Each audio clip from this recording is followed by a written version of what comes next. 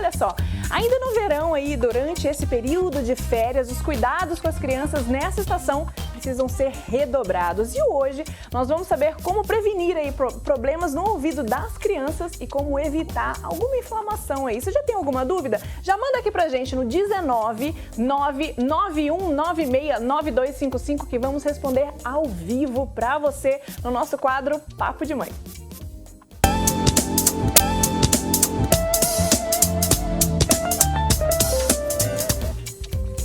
Bom, e quem está com a gente hoje é a otorrinolaringologista pediátrica, doutora Viviane Pandini, para poder explicar para a gente todos esses cuidados, principalmente nessa época do ano, não é mesmo, doutora? Seja muito bem-vinda, boa tarde, viu? Boa tarde, Débora, tudo bem? Obrigada pelo convite. Obrigada, Vivi. Já explica pra gente, Vivi.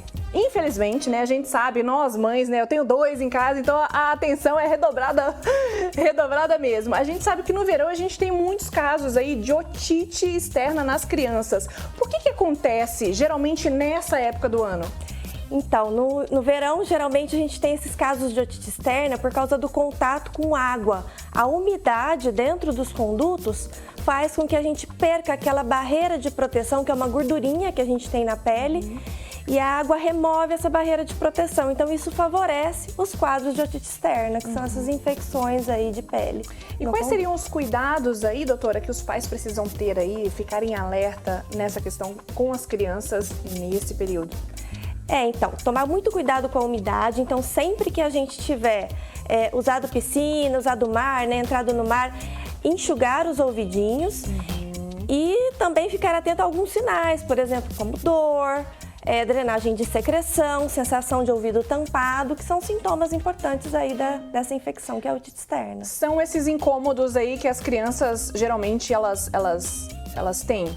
reclamam para os pais? Exatamente, ou drenagem de secreção, ou dor, né, importante, com ou sem presença de febre e essa sensação de ouvido tampado, como se tivesse, né, colocado um tampãozinho dentro do ouvido, por causa do inchaço do conduto, da pele do conduto auditivo. E na questão, doutora, do cheiro? As pessoas, os pais, eles sentem às vezes, não é? Vou até pedir para você mostrar pra gente como que funciona essa questão na parte técnica mesmo. Então, posso levantar? Pode ser. Então, aqui nessa região a gente tem o conduto auditivo, que é o buraquinho do ouvido, né? E logo depois vem o tímpano. Então, antes do tímpano é a orelha externa e após o tímpano é a orelha média. Então, a otite média, que é aquela otite que a gente tem, aquela infecção no outono e inverno, ela não é comum nessa época, essa que acontece aqui. Mas a de pele, que é na região anterior, aqui antes do tímpano. Então, a gente tem um inchaço na pele, uma vermelhidão, por conta dessa contaminação bacteriana ou fúngica, né, pela exposição causada pelo contato com a água. Eu acho que a gente tem uma imagem também para mostrar, a gente colocou uma imagem também para a doutora poder mostrar essa parte mais inchada. Doutora, eu vou pedir para os meninos colocarem. Essa é uma outra. Isso, aqui mostra otite externa e otite média. Isso. A localização. Essa média aguda. Gente, e essa imagem, doutora? Aqui a gente tem uma imagem de um conduto auditivo, que é o buraquinho do ouvido, né? Sim, mais profundo. Não, na verdade, a região mais externa. Gente. Profundo a gente fala que é o tímpano, né? Que é depois do tímpano, a otite média. Aqui é a otite externa, então a gente vê um conduto todo vermelho, inchado, né? Com dificuldade para visualizar até a membrana do tímpano.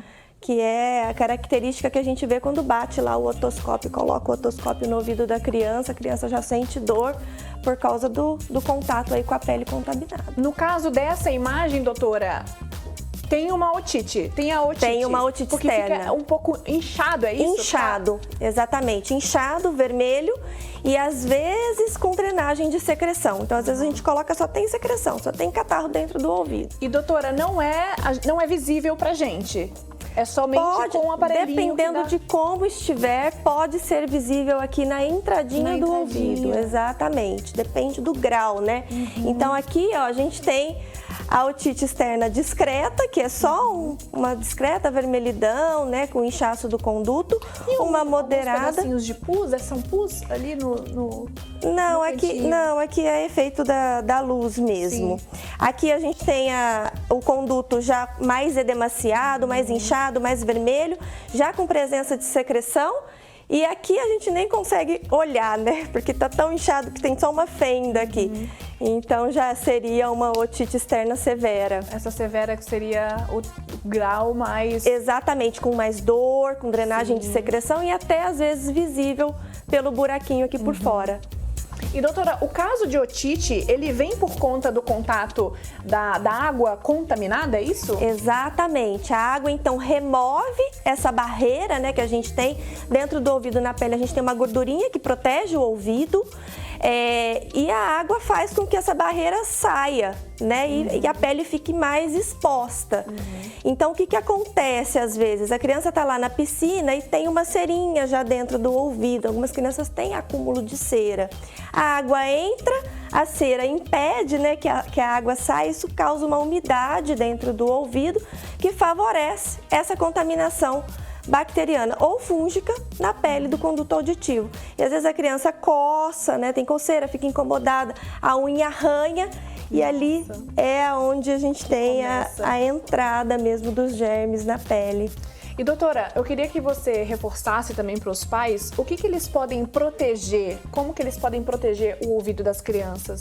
Ah, sim, isso é muito importante, a proteção auricular, né? Para aquelas crianças que têm otite de repetição, otite externa de repetição, o uso ou de algodão umedecido em óleo para que a água não entre, ou então para colocar um tampão que pode ser feito sob medida, inclusive, nessas lojas que vendem aparelhos auditivos. De PI também?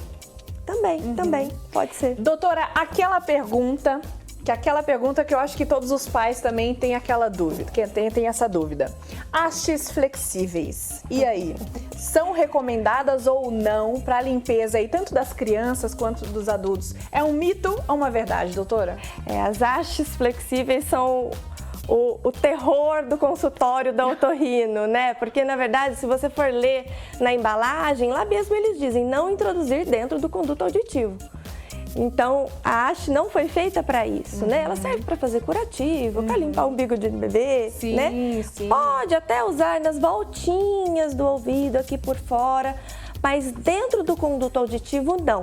Dentro do conduto, uma toalhinha, aquela toalhinha do tipo fralda, bem fininha, sabe? Que a gente usa com o bebezinho, até onde o dedo alcança com a toalhinha. Ah, então com o dedo mesmo, com o dedinho com já o próprio dedo, mas com a toalhinha, né? Para evitar que arranhe, você limpa o ouvidinho da criança com essa toalhinha logo após o contato com a água.